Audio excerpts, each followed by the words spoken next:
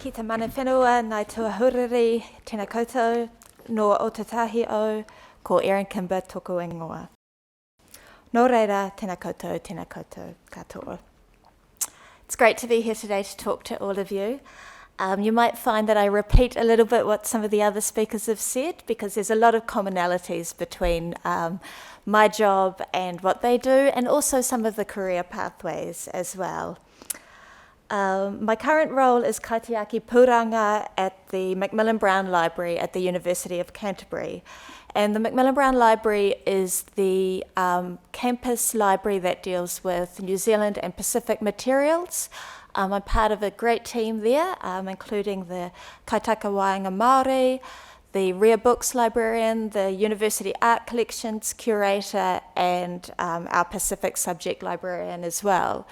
So it's a really great team to work in, and we all kind of do similar but slightly different roles.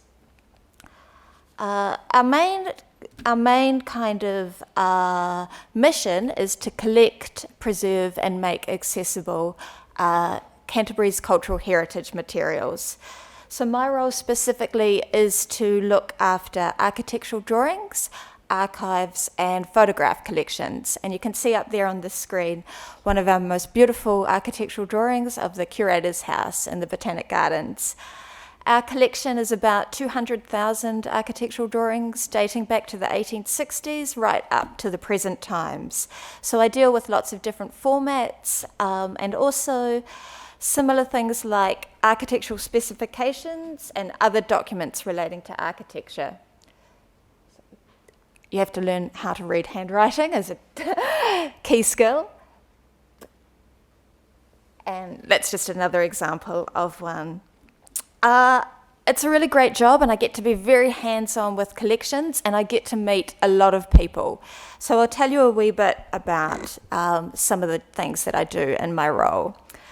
Firstly, the collecting aspect. So that might be going out and meeting with people who have archives, architectural drawings, photographs, recordings, and they want to donate them to the library. So I'll go out and meet with them. I might do a visit to a person's house or business, and I'll go through what they have and talk to them about what they might consider giving to the library and whether that fits with what we collect and how it could be used in teaching and research at the university. That can be really interesting. You get to go to a lot of interesting places, people's houses. Sometimes you'll come across someone who is quite a hoarder and they've got quite a lot of stuff. So we have a rule that we always have 2 people go out on a trip at once, just in case you're in a tricky situation. Once we've accepted material that's been donated to us, the next part of my role is preserving that collection. So that could be cataloguing it, making sure that it's all nicely packaged and shelved and cared for. And our main aim is to make sure that we don't do any further damage to material in the library. Sometimes things will come to you and they'll be in a bit of a rough condition, and you might have to conserve them or fix them in some way. But the biggest part of my job is making things accessible. So some of the things that I do are teaching tutorials. I teach into lots of subjects at UC, including art history, even criminal justice. Some of our archives are used in that course. So I work a lot with academics to find out how our kind of heritage materials that we hold can support their teaching and research. I answer lots and lots of inquiries from people all around the world. So this might be students doing an assignment for uni. It could be an author writing a book, someone making a documentary. With the architectural drawings, I might be dealing with building owners, engineers, heritage professionals. I work a lot with Heritage New Zealand and the Council, as well as archaeologists. And people might come in and use the collections in person, or I can answer a lot of remote inquiries from around the world as well.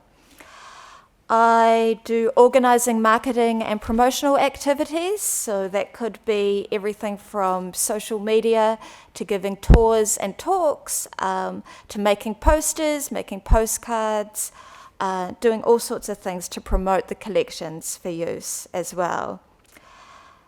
I could work on an exhibition. At the moment I'm curating an exhibition for Kate Shepherd House, and that's a really great way of getting in and researching, spending a lot of time writing and then presenting it to the public, and often you'll do a bit of a public program with that as well, so you might be giving talks, tours, things like that.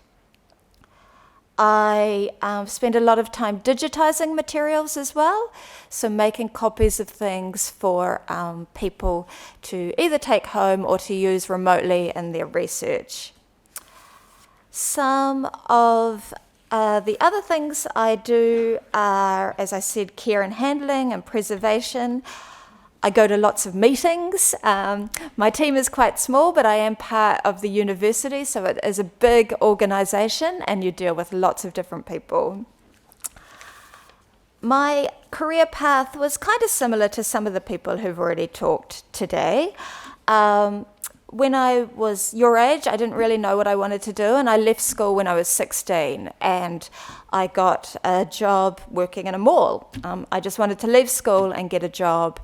And I've had heaps and heaps of part-time jobs, just like everyone else here has said. And then eventually I decided that I wanted to do a degree, and I went to UC and I started out doing an education degree, and I pretty quickly realised that teaching wasn't going to be for me. So my flatmate was doing art history, and I went along to one of her courses and I really loved it, and I kind of got the bug for art history, and I changed and did a degree in art history and art theory. And then after that, I kind of didn't know what I wanted to do, maybe work in a museum or something like that. And I applied for a job at Christchurch City Libraries. And I didn't get the job that I applied for, but they offered me another job as what they call a network library assistant. And that was basically a casual library person who went in and filled in at all the branches wherever they needed someone. And that was awesome. It was actually turned out to be one of the best jobs I've ever had. I got to meet so many different people, and I worked at every single branch in the Christchurch City Libraries network. So that was really great for kind of working out what I liked and where I might like to go. And I definitely recommend that if you get offered like an entry-level job, it might not be what you're thinking you'd eventually like to do. Take it, because once you get your foot in the door, you meet lots of people, you build lots of relationships, and it really does help you get another job. City Libraries was really supportive of me, and they encouraged me to do my master's in library studies.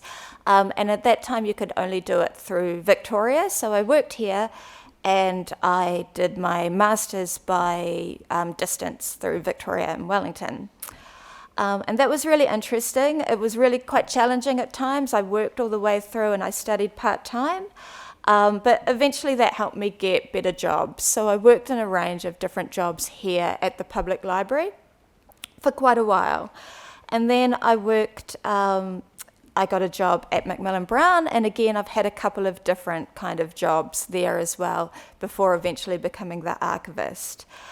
And it can take time. Like Rosemary said, I was 28 when I got my first library job, and I'd worked in hospitality for about 10 years before that while studying part-time. But ever since then, I've stayed in this sector because it's really, really rewarding, and it's led on to kind of better roles as well.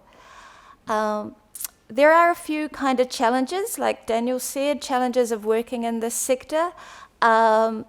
You're pretty much always going to be under-resourced, I find. There's never enough time or money to do everything that you want to do. So that's something to bear in mind, is that there'll often be a feeling of this is quite challenging and I wish I could do more, but you have to kind of focus on the things that you can do. I'll just do another. That is my colleague Matt amongst boxes of archives at my work. And that's what I was talking about. Sometimes you'll get things that have been not kept in great condition. That drawing has been ripped, but we conserved it. Some of the other challenges that you might come across are that you're not going to make a lot of money. I'll be honest in this career. My job isn't really well paid, but it's very, very personally fulfilling. And I think that's something to bear in mind with going into a career in heritage.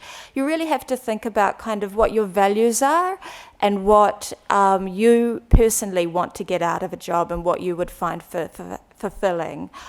I really love the aspect of that I'm doing something, I think, contributing to social good and to kind of community and identity. Like some of the other speakers said, I can kind of look around the city and especially the earthquake rebuild and see in some small way I contributed to that. After the earthquakes, our architectural drawings collection was used heavily in the rebuild of the city. People would be coming in and looking at plans for places like the Arts Centre and how they could refurbish or renovate and rebuild their architecture.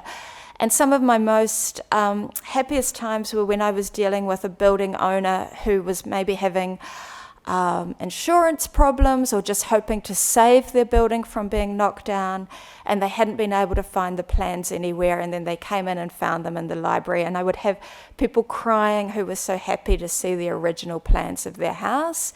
And might not sound great making someone cry on the job, but it was actually a really lovely experience for me to know that I was helping someone and making their life a little bit easier. I think another value that's very strong to me is just I like to caretake, and I like to think about myself as just like one kaitiaki or one guardian in a long stream of history. So while I'm here, I'm doing my best that I possibly can to look after this material for your generation and the generation after you as well. Again, it's all about relationships, and like I've said, just about everyone who's spoken today I've worked with in some capacity in the past, and that's really nice. It makes it you're part of a really nice tight-knit community all working together. So again, I'll go back to saying about getting that foot in the door kind of job. It's really important because that's how you build relationships and get to know people and find out about other jobs. Sometimes they're not advertised. So it is about kind of just knowing that there's an opportunity somewhere. I also look after interns at the university, and you can see here some of my previous interns are working on conserving some architectural drawings there. And I can see Lynn at the back of the room who actually trained these students in conservation as well. So if you can get an internship opportunity and you can do these through UC, I think that's a really great way of, again, getting some experience and finding out what you might like to do and getting to know some other people. I'd say the main skills that you need to have for these kind of roles are definitely curiosity. I'm researching different kinds of things for people all the time, and I might be working on 5 different kinds of inquiries in one day. Everything from perhaps researching a politician to architecture.